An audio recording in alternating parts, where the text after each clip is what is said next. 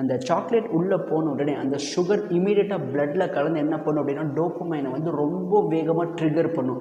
அது வேகமாக ட்ரிகர் பண்ணி விட்டதுக்கப்புறம் என்ன ஆக ஆரம்பிக்கும்னா குழந்தைங்களுக்கு ரொம்ப சாட்டிஸ்ஃபைடாக இருக்கும், வயிறும் நிறைஞ்சிரும், மனசும் நிறைஞ்சிரும். அதுக்கப்புறம் ஒரு மணி நேரம், ஒரு 90 நிமிஷம் ஆயிடுச்சு அப்படின்னா மறுபடியும் அந்த கிரேவிங் என்ன ஆக ஆரம்பிக்கும்.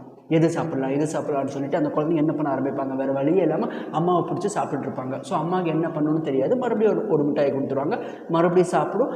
இந்த கிரேவிங் என்ன ஆகிட்டே இருக்குன்னா இது அப்படியே கண்டினியூ ஆகிட்டே இருக்கும். சரி, வேறு வழி இல்லை, கொடுத்து தான் ஆகணுமா அப்படின்னா ஆமாம், வேறு வழி இல்லை. அப்போ என்ன பண்ணலான்னா சாப்பாட்டுக்கு அப்புறம் என்ன பண்ணுங்கள், கொடுத்துக்கிறதுக்கு ட்ரை பண்ணுங்கள். ஆல்ரெடி குழந்தை பார்த்துருக்கோம் அப்படின்னா லஞ்சு சாப்பிட்ருக்கணும். நம்பர் 1 நிறைய ப்ரோட்டீன்ஸு, கார்போஹைட்ரேட்ஸு, ஆக மொத்தம் வயிறு ஃபுல்லாக இருக்கும். வயிறு ஃபுல்லானதுக்கப்புறம் நீங்கள் சுகர், அந்த சாக்லேட், அந்த வீணாக போன சாக்லேட்டை கொடுத்தீங்க அப்படின்னா என்ன ஆக ஆரம்பிக்கும் அப்படின்னா அந்த சாப்பிட்ட உடனே அந்த சுகர் வந்து பிளட்டில் கண்டிப்பாக மிக்ஸ் ஆகும். ஆனால் அந்த டோப்பமைன் ஸ்பைக் பார்த்தீங்களா, அது